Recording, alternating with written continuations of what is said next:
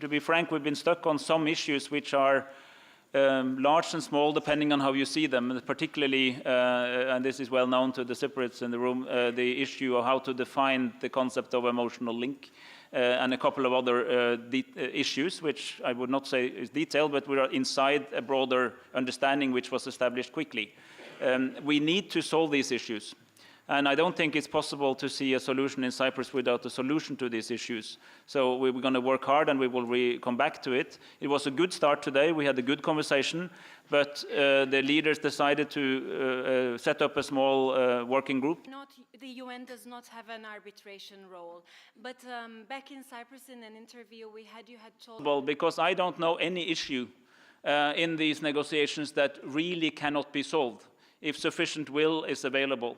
And I want to reiterate before we open up for questions that 9 to 11 is, I mean, the 12th will happen. There's not a question whether the 12th will happen, but the quality of the 12th very much depends on the 9 to 11 discussions. But also I think the 9 to 11 discussions very much depends on the expectation of a successful 12th.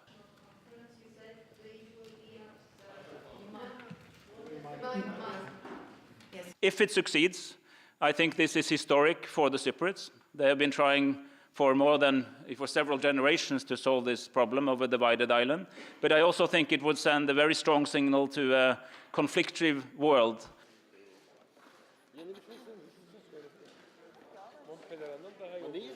When we come to Thursday, of course, the main issue is security and guarantees, which involve the guarantor powers and other players.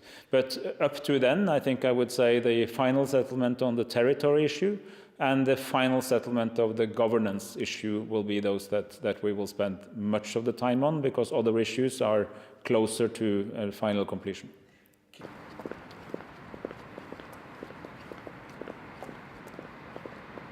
So the issue on territory, there we have an almost full agreement on the percentage of land that will pertain to each community or each side, each constituent state. But there is still disagreement on how to draw the line. So where is the internal administrative division line to be drawn, and will there be more urban, more rural land inside the same volume distribution, which they already agreed upon in Montpellier with a very small difference. And then there's the issue of the federal executive. What kind of presidency model do we want to have? Thank you. Thank you very much again.